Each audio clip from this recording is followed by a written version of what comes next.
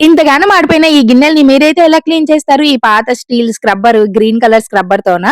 నేనైతే ఎటువంటి మరకలైనా కానీ, జిడ్డు మరకలు, లేదు అంటే మొండి మరకలు, ఇట్లాంటి మాడిపోయిన మరకలైనా కానీ, సివో వాళ్ళ మల్టీపర్పస్ వైట్ డిష్ వాషింగ్ ర్యాక్‌తో అయితే క్లీన్ చేస్తాను. దీనివల్ల ఉపయోగం ఏంటి అనే కదా! మన చేతికి ఎటువంటి హార్ష్ అంటే మనం స్టీల్ స్క్రబ్బర్ యూజ్ చేసినప్పుడు చేతికి రఫ్‌గా ఉంటూ ఉంటుంది కదా! అలాంటి రఫ్‌నెస్ లేకుండా ఇది చాలా సాఫ్ట్‌గా ఉంటుంది. అలాగే ఎటువంటి మొండి మరకలైనా కానీ చాలా ఈజీగా క్లీన్ చేయడం చాలా మంచిగా హెల్ప్ అవుతుందన్నమాట.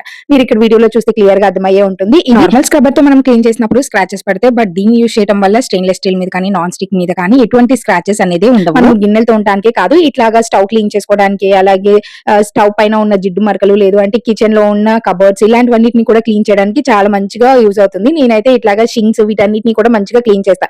ఎందుకంటే చాలా సాఫ్ట్ గా ఉంటుంది కదా! ఎటువంటి మనకి కష్టం లేకుండా ఈజీగా అయిపోతుంది పని. నాకైతే ఇవి చాలా బాగా నచ్చినాయి. నేనైతే స్వీవో వాళ్ళ బ్రాండ్ నుంచి తీసుకున్నాను. చాలా బెస్ట్ ప్రైస్ లో వస్తుంది. మీకు కావాలి అనుకుంటే లింక్ అని కమెంట్ చేయండి.